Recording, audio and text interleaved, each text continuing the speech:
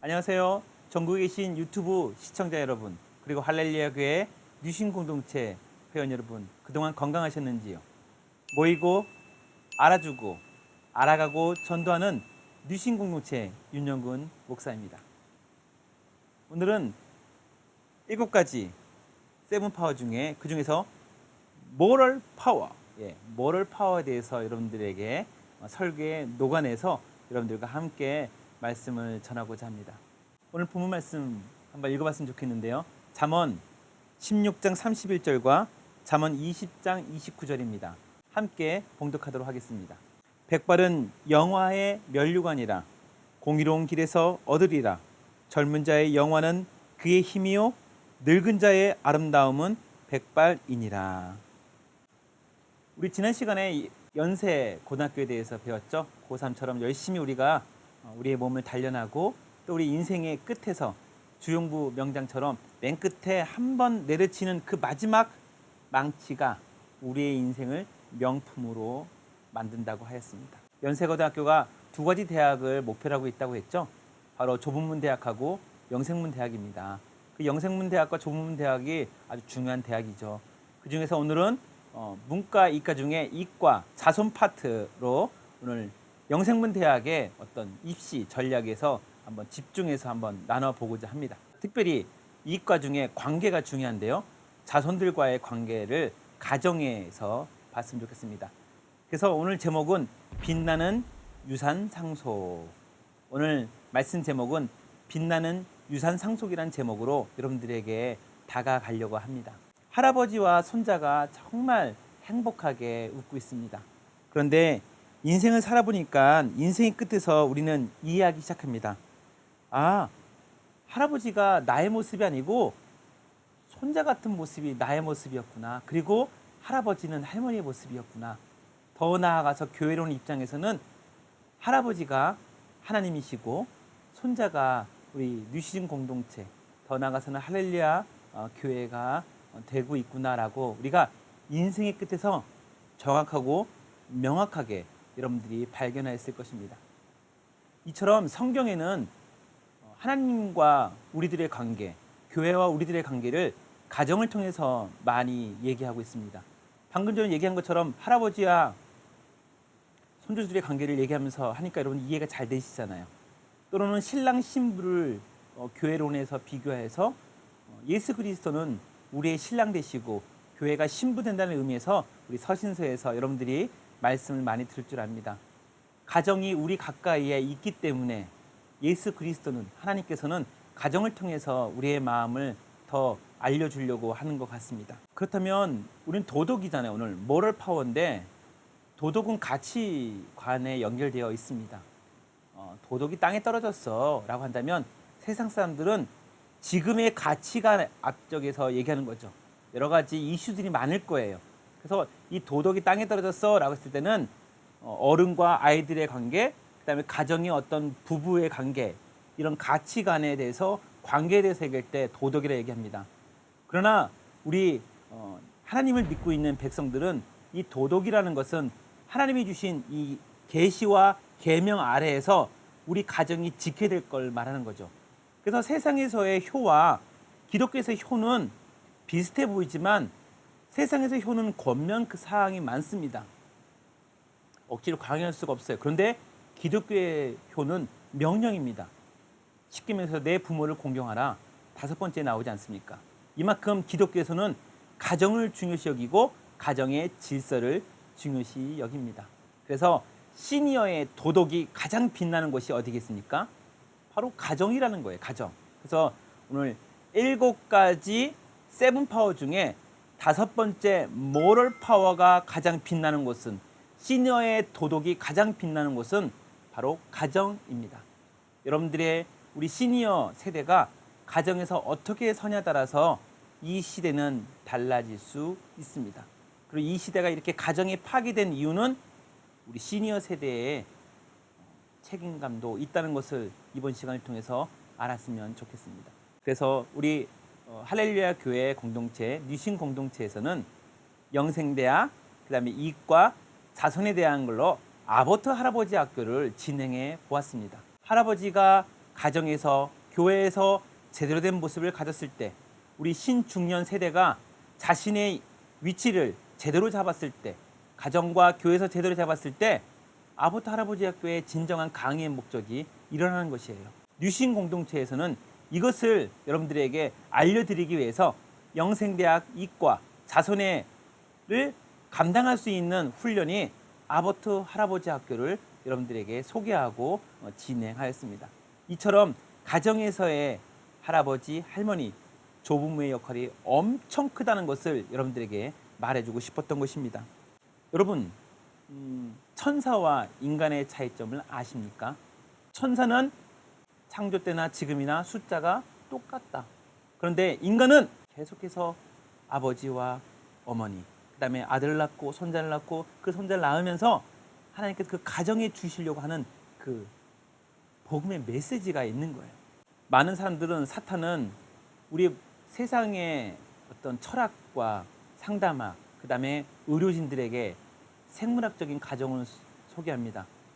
그리고 많은 젊은이들은 애를 낳기 위해서 결혼한다고 생각하니까 결혼을 안 하려고 하는 거예요. 근데 우리 크리스찬 가정들은 결혼을 애를 낳기 위해서 세대를 전파하기 위해서 하는 것이 아니지 않습니까? 바로 하나님 주신 그 행복한 아버지와 아들의 관계, 신랑과 신부의 관계, 그리고 가정 안에 이루어지는 그 따뜻한 그 관계가 그 여러 가지 생물학적 관계보다 더 많이 있다는 거예요. 만약에 생물학적인 흔적만 얘기한다면, 생물학적인 목적으로만 가정을 본다면 이것은 동물의 왕국이죠. 아흥, 동물의 왕국. 아닙니다. 기독교는 동물의 왕국이 아니에요. 동물의 왕국보다 더 위대하고 더 따뜻한 가정의 신비한 비밀이 있습니다. 많은 책자에서 언급하고 있는 것이 세상이 타락할 때 가장 나타나는 두드러진 현상이 어린이와 아이에 대한 유괴와 성범죄입니다. 근데 이 땅을 보면 그런 것이 평범하지 않게 많이 나타나는 것 같아요. 뉴스를 틀면은 낙태 및 영아 유기 그리고 아동 성범죄 사건들이 계속 증가하고 있어요. 이것은 세상이 하나님의 메시지부터 벗어나고 있는 거고요. 생물학적으로만 가정을 보고 있기 때문이죠. 그리고 어른이 아이를 보호하고 있지 않은 것 같아요. 이것은 하나님이 원하는 가정이 아닙니다. 이런 세대에 우리가 파수꾼으로 서야 되는 거예요. 여러분에게 한 가지 한번 질문을 해볼게요. 뇌와 심장 중에 어떤 게 더 먼저 생겨날까요? 아이가 만들어질 때. 여러분, 심장이랍니다. 우리가 생각하고 판단하면서 세상을 보고 있지만 사실은 우리 몸이 만들어질 때 심장부터 뛰고 있다고 합니다. 아이가 태어나면 심장 소리를 초음파 들어요. 둥둥, 둥둥, 둥둥. 바로 이거예요. 생각과 판단은 세상을 볼 수 있는 눈이에요. 그러나 생명은 심장이에요. 우리의 심장은 가정의 예배, 가정의 신앙이 될 줄로 믿습니다. 형법 제252조, 제가 무슨 얘기 하냐고요? 후반부에 보면 상대방의 구체적인 자살 실행을 원조하여 이를 용이하게 하는 행위의 존재 및 그 점에 대한 행위자의 인식이 요구된다고 보아야 할 것이다. 이게 뭐냐면 자살 방조죄예요. 누가 자살하려고 한다, 누가 살인하려고 했을 때 우리가 옆에서 내가 직접 살인을 안 했다 하더라도 그 자살하고 있는 광경을 가만히 놨다면 형법 제252조에 의해서 당신은 죄를 범하고 있는 것입니다. 우리 가정뿐만 아니라 우리가 이 사회를 보고 울어야 이유가 있는 거예요. 우리 시니어 세대가 이 세대를 보고 울어야 될 이유가 있는 것입니다. 바로 우리가 자살 방조죄, 우리 살인 방조죄처럼 더 나아가서는 성령 하나님께서 이 사회를 바꾸고 싶어하고 가정이 일어나길 원하는데 우리 시니어 세대가, 우리 신중년 세대가 팔짱을 끼고 가만히 있는 것은 바로 영적인 형법 제252조 제2항의 자살 방조죄에 해당되는 것입니다. 성령 회방 방조죄가 되는 것입니다. 중요한 포인트인 것 같아요. 가만히 앉아서 나의 노년을 잘 보내는 거 너무나 소극적인 우리의 인생인 것 같습니다. 우리가 정말 비전이 있다면, 우리가 정말 하나님의 백성이라면 죽어가는 백성들을 가만히 놔둘 수가 없는 거예요. 멀리 안 봐도 돼요. 여러분들의 아들, 딸들, 그리고 여러분들의 손자, 손녀들이 신앙생활을 제대로 하고 있지 않다면 여러분들은 지금 자살 방조죄에 가담하고 있는 것입니다. 바짝 긴장하셔야 되는 것이지요. 그러나 여러분들은 이렇게 살 것입니까? 화면에 나와 있는 것처럼 용돈 주는 할아버지 할머니가 아니라 신앙의 유산을 물려주는 할머니 할아버지가 되었으면 좋겠습니다. 그래서 시니어의 도덕이 가장 빛나는 곳이 어디라고요? 가정이에요. 시니어 도덕이 가장 빛나는 곳은 가정, 모럴 파워. 이 모럴 파워가 7가지 중에서 5번째로 가장 빛나는 이유는 우리에게 이런 도덕적 관점, 우리가 가정에 대한 이 도덕적 관점을 갖고 있어야 되는 거죠. 잠언 16장 31절, 오늘 본문에 읽었지만 백발은 영화의 면류관이라 공의로운 길에서 얻으리라. 우리가 머리가 하얗다고 해서 이게 항상 면류관이 아니에요. 그만큼 그 지역에서, 그만큼 그 가정에서, 그만큼 교회에서 여러분들이 위치적인 책임감을 가지고 감당했기 때문에 잠언 16장 31절은 그 시니어 세대에 대해서 존경하고 공경하는 언어를 선포하고 있는 것입니다. 백발은 영화의 면류관이라. 잠언 20장 29절, 젊은 자의 영화는 그의 힘이요. 그래요, 젊은 자들은 일을 해야 됩니다. 머리로, 물질로, 그리고 지식으로 일을 해야 되는 것이지요. 그러나 그 다음 장 잠언 20장 29절 후반부, 늙은 자의 아름다움은 백발이니라. 머리가 흰 게 자랑이 아니에요. 그러나 그만큼 버티고 서 있어서 자리를 지키시고 모럴 파워를 가지고 교회를 보고 가정을 보는 그런 시니어 세대가 바로 늙은 자의 아름다움이고 백발은 영화의 면류관이 될 줄로 믿습니다. 여러분 꼭 기억하십시오. 잠언 16장 31절, 잠언 20장 29절 꼭 기억했으면 좋겠습니다. 잠깐 이제 나가는 길에서 여러분들에게 한번 몇 가지 하나 얘기를 드리고 싶습니다. 김영석 교수님이라고 100세가 넘으신 유명하신 교수님이 계십니다. 그분이 아마 이제 90세가 되기 전에 자기가 사랑하는 친구 교수님들이 다 떠나신 거예요. 그래서 너무 살기 싫었어요. 이 땅에 있는 자체가 싫은 거였죠. 예수님 믿음에도 불구하고 정말 빨리 하나님 저를 데려가 주세요라고 말할 수밖에 없는 기도가 나오는 상황에서 가장 친한 친구가 돌아가시기 전에 김영석 교수님의 손을 꼭 잡습니다. 그리고 이렇게 얘기합니다.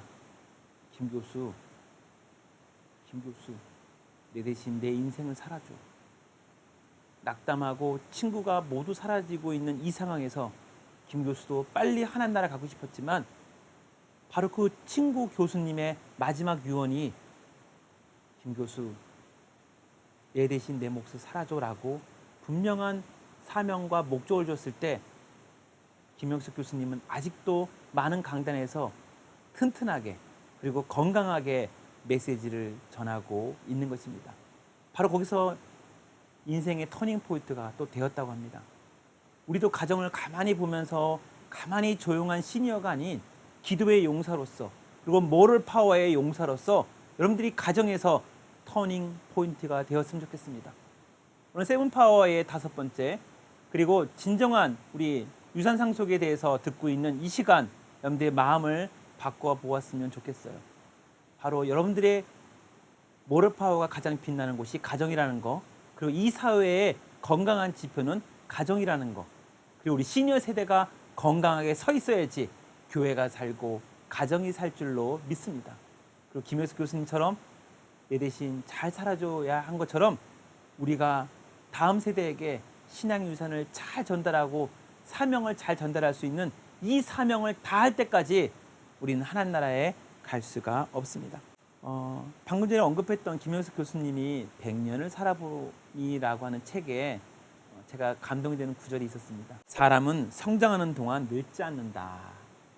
우리가 이 가정에서 무엇을 해야 되는지, 이 사회에서 무엇을 해야 되는지, 우리가 교회에서 무엇을 해야 되는지 정확하게 알고 있으면 우리 늙지 않습니다.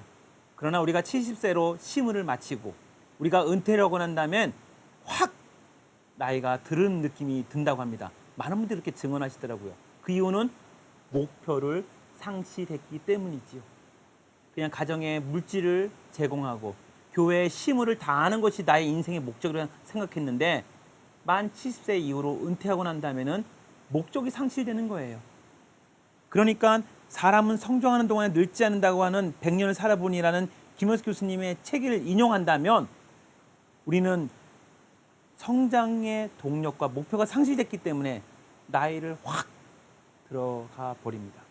여러분 그러면 안 되지 않습니까? 은퇴를 하고 난 다음에는 분명히 또한 이유가 있는 거예요. 그 다음 스텝이. 그래서 여러분 사람은 성장한 동안 늘지 않는다. 여러분은 계속 성장하십시오. 그리고 그 성장은 바로 가정의 성장이고 이 사회의 성장이 될 줄로 믿습니다. 말씀을 정리하겠습니다. 백발은 영화의 면류관이란 이 단어가 아름답게 빛나는 여러분들의 인생이 됐으면 좋겠고요. 늙은 자의 아름다움은 백발이라는 이 단어가 여러분들의 인생에 아름다운 빛나는 명언이 되었으면 좋겠습니다. 그리고 모럴 파워 가장 빛나는 곳이 어디라고요? 가정. 그리고 여러분들의 다음 세대에게, 여러분들의 가정과 지역의 다음 세대에게 예수 그리스도가 드높이는 이 영광된 신앙의 유산을 전달하는 것이 여러분들의 사명입니다. 사명자는 사명을 다할 때까지 죽지 않습니다. 우리는 성장하는 동안에는 늙지 않습니다. 뉴시즌 공동체 회원 여러분, 그리고 전국에 계신 유튜브 시청자 여러분, 성장하십시오. 그리고 사명을 다할 때까지 끝까지 달려가십시오. 하나님께서 여러분들과 함께 계십니다. 모이고 알아주고 알아가고 전도하는 뉴시즌 공동체의 윤영근 목사, 여기서 마치도록 하겠습니다. 여러분 다음 시간까지 건강하십시오. 감사합니다.